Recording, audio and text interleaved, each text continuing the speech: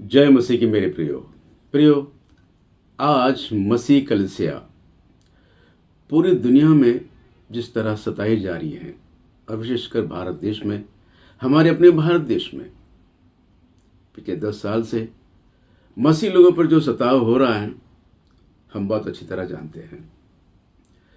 पास्टरों पर झूठा आरोप लगाकर कि ये जबरदस्ती धर्मांतरण कर रहे हैं, इस तरह का आरोप लगाकर पास्टरों को जेल भेजा जा रहा है और चर्च तोड़े जा रहे हैं। मसीह लोगों को, मसीह विश्वासियों को मारा जा रहा है और मसीह महिलाओं को, माताओं और हमारे बहनों को निवस्त्र करके पूरे गांव में, शहर में घुमाकर उनके साथ बलात्कार किया जाता है और फिर उनकी हत्या भी की जा रही है। दोस्तों, इस तरह हम देख रहे हैं कि मसीह कलीसिया आज भारत देश में बहुत ही बुरी तरह सताई जा रही है। इसका कारण क्या है? तो प्रभु यीशु मसीह कहते हैं कि संसार में तुम्हें क्लेश होगी। प्रभु यीशु मसीह अपने चेलों से कहते हैं कि संसार में तुम्हें क्लेश होगे। आइए मैं आपको वचन पढ़ के सुनाता हूं, ध्यान दीजिए। लिखा है यूहन्ना रचित सुसमाचार उसका 16 अध्याय और 33 वचन में प्रभु यीशु मसीह कहते हैं, मैंने ये बातें तुमसे इसलिए कही हैं कि तुम्हें मुझ में शांति मिले। संसार में तुम्हें क्लेश होता है, परंतु ढाढ़स बांधो, मैंने संसार को जीत लिया है। दोस्तों, प्रभु यीशु मसीह कहते हैं कि मैंने संसार को जीत लिया हूं। मैंने संसार को जीत लिया है। ढाढ़स बांधो, संसार में तुम्हें क्लेश होगे। प्रभु यीशु मसीह की आज्ञा है। प्रभु यीशु मसीह सूचना देते हैं कि तुमको पूरे संसार में सताया जाएगा, तुम्हें क्लेश होगे। और लिखा है ऐसा क्यों होगा और ऐसा क्यों हो रहा है? तो 15 अध्याय यूहन्ना रचित सुसमाचार 15 अध्याय और यदि हम देखें 18 वचन में लिखा है, यदि संसार तुमसे बैर रखता है तो तुम जानते हो कि उसने तुमसे पहले मुझसे बैर रखा है। संसार यदि तुमसे बैर रखता है तो तुम ये जान लीजिए, प्रभु यीशु मसीह कहते हैं कि तुम ये जान लीजिए कि मुझसे बैर रखते हैं वो, तुमसे पहले मुझसे बैर रखने लगे हैं। हाँ दोस्तों, आज जो मसीह कलीसिया पर जो सताव हो रहा है, मसीह लोगों से कोई दुश्मनी नहीं है। दुश्मनी है तो प्रभु यीशु से। हमारा प्रभु यीशु मसीह के विषय में लोग अपने मन में बैर उत्पन्न किए हैं। लोगों के मन में शत्रुता भाव उत्पन्न हुआ है। ऐसा क्यों हुआ है? क्योंकि प्रियो, ये तो परमेश्वर की भविष्यवाणी का प्रतिफल है। ये प्रभु परमेश्वर का भविष्यवाणी जो उत्पत्ति में की थी, उस भविष्यवाणी का पूरा होना हम देख रहे हैं। कौन सी भविष्यवाणी? आइए हम देखते हैं। उत्पत्ति किताब उसका 3 अध्याय 15 वचन में देखते हैं, सर्प ने जब आदम और हवा को बहकाकर आज्ञा उल्लंघन के पाप में उन्हें डाल दिया था, तो तब परमेश्वर ने सर्प को बुलाकर कहा कि हे सर्प, तेरे और इस स्त्री के बीच में, ये स्त्री कौन है? हवा। तेरे और स्त्री के बीच में, तेरे वंश और इस स्त्री के वंश के बीच में बैर उत्पन्न करूंगा। मैं 15 वचन पढ़ के सुना हूं, और तेरे और स्त्री के बीच में और तेरे वंश और इसके वंश के बीच में बैर उत्पन्न करूंगा।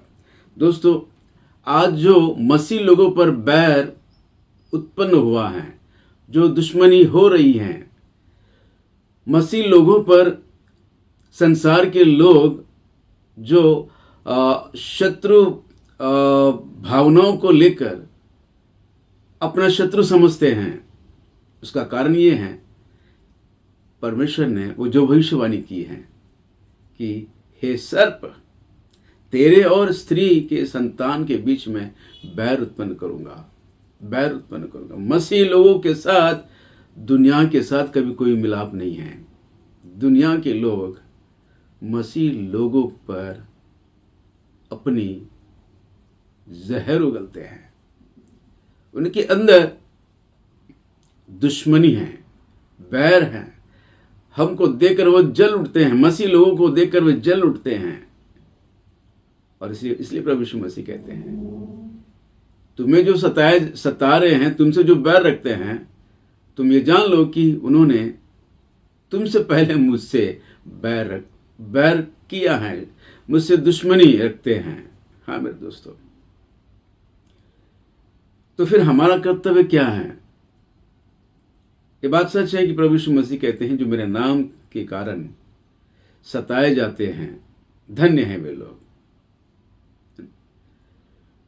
तो दोस्तों, हम प्रभु यीशु मसीह के नाम से सताए जाना, ये हमारे लिए बड़े सौभाग्य की बात है। प्रभु यीशु मसीह खुद ही कहते हैं ना, मत्ती रचित सुसमाचार में, धन्य है जो मेरे नाम के कारण सताए जाते हैं, मारे जाते हैं। तो दोस्तों, फिर हम करें तो क्या करें? क्या इसी तरह हम सताव को सहते जाएं? मैं आपको बताना चाहता हूं, ध्यान दीजिए, इस महासंघर्ष में हमें क्या करना होगा? करना क्या होगा? जो आज पूरे भारत देश में कुछ धर्म उन्मादियों ने आतंक फैला के रखा है, उनके लिए प्रार्थना करना है। किस तरह की प्रार्थना? दोस्तों, ये जो सता रहे हैं ना,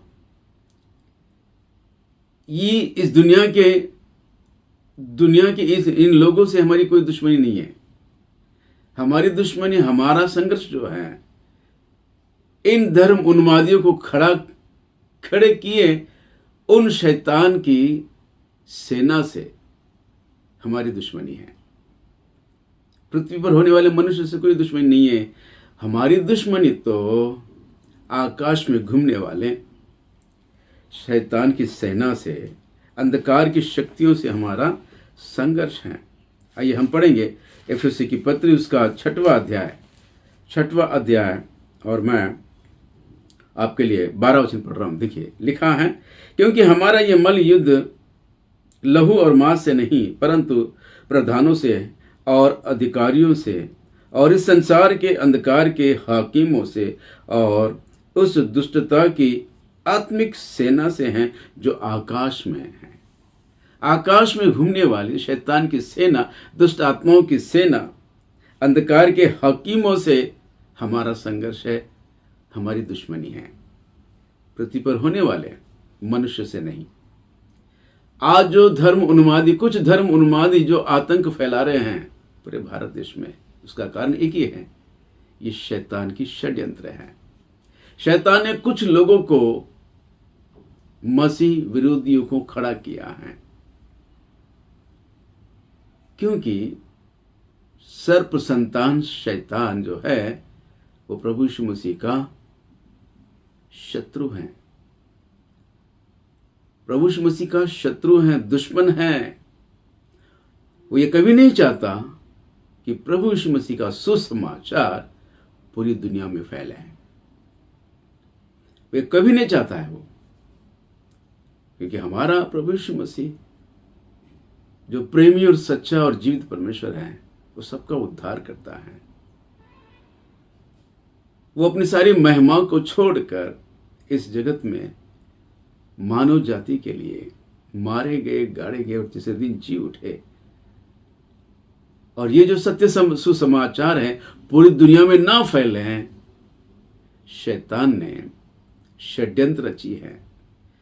सुसमाचार को रोकने के लिए कुछ धर्म उन्मादियों को खड़ा किया है। हाँ मेरे दोस्तों, आज पूरी दुनिया में हम देखते हैं, विशेषकर भारत देश में हम देखते हैं, हमारे अपने भारत देश में भारत देश में होने वाले सारे मनुष्य जो है अनेक अनेक जातियों में बटे हैं। अनेक अनेक जातियों में बटी मानव जाति को शैतान ने अब इकट्ठा किया है। लिखा है कि जाति जाति के लोग हुल्लड़ मचा रहे हैं। हाँ दोस्तों, प्रभु यीशु मसीह के सुसमाचार को रोकने के लिए अब दुनिया के जाति जाति के लोग इकट्ठे हो रहे हैं, एक हो रहे हैं। आइए मैं आपको पढ़ के सुनाता हूं भजन संहिता उसका दूसरा अध्याय, भजन संहिता उसका दूसरा अध्याय और पहला वचन में देखते हैं। लिखा है, भक्त राजा दाऊद भविष्यवक्ता के द्वारा परमेश्वर हमको बताते हैं, जाति जाति के लोग क्यों हुल्लड़ मचाते हैं और देश देश के लोग व्यर्थ बातें क्यों सोच रहे हैं। यहोवा और उसके अभिषिक्त के विरुद्ध पृथ्वी के राजा मिलकर और हाकिम आपस में सम्मति करके कहते हैं, आओ हम उनके बंधनों को तोड़ डालें और उनकी रस्सियों को अपने ऊपर से उतार डालें। दोस्तों, परमेश्वर का बंधन यानी प्रेम का सुसमाचार, उद्धार का सुसमाचार, उद्धार का सुसमाचार अब लोगों के लिए बंधन बन गया है और कह रहे हैं कि आओ उस बंधन को तोड़ डालें। और सभी जाति जाति के लोग एक हो गए हैं। देखिए दोस्तों, दुनिया में मनुष्य जाति अनेक जातियों में बटी हैं, लेकिन अब एक हो गई है। क्यों? प्रभु यीशु मसीह का सत्य सुसमाचार को रोकने की षड्यंत्र शैतान रच रहा है। दोस्तों, इस शैतान का कार्य है कि आज दुनिया में अनेक अनेक जाति के लोग एक हो गए हैं और सुसमाचार को रोकने के लिए बहुत प्रयास कर रहे हैं। कुछ धर्म उन्मादियों ने पूरे आतंक फैला के रखा है। तो तब हमारा कर्तव्य क्या है? हमारा कर्तव्य क्या है दोस्तों? हमारा कर्तव्य एक ही है, पूरे संसार में मनुष्य जातियों को जिसने अपने वश में रखकर अपना काम पूरा कर रहा है, उस शैतान की विनाश के लिए हमें प्रार्थना करना है। वो आकाश में घूमने वाले अंधकार की शक्तियों को परमेश्वर नाश करे, उनका कोई भी काम सफल ना हो। हमें प्रार्थना में आना है। शैतान की सेना जो अनेक अनेक जातियों में बटी है, सुसमाचार को रोकने के लिए वे सब लोग एक हो रहे हैं। तो अब हमारा कर्तव्य यह है कि प्रभु यीशु मसीह के सुसमाचार को पूरी दुनिया में फैलाएं। उसके लिए हम जो अनेक अनेक डिनोमिनेशन में बटे हैं, हम सबको एक होना है, एक मन होकर शैतान के विनाश के लिए प्रार्थना करना है। दोस्तों, अब बस करो, अपने लिए, अपने परिवार के लिए जो तुमने प्रार्थना की है बहुत हो गया है। प्रभु तो कहते हैं कि पहले तुम मेरे राज्य को खोजो तो तुम्हारे लिए सब कुछ हो जाएगा। अब इन अंतिम दिनों में हमें एक ही काम करना है। सार्वभौमिक मसीह कलीसिया जहां भी प्रार्थना में बैठते हैं तो शैतान की विनाश के लिए प्रार्थना करो, जो पृथ्वी पर मनुष्यों का उपयोग कर रहा है, कुछ धर्म उन्मादियों को खड़ा करके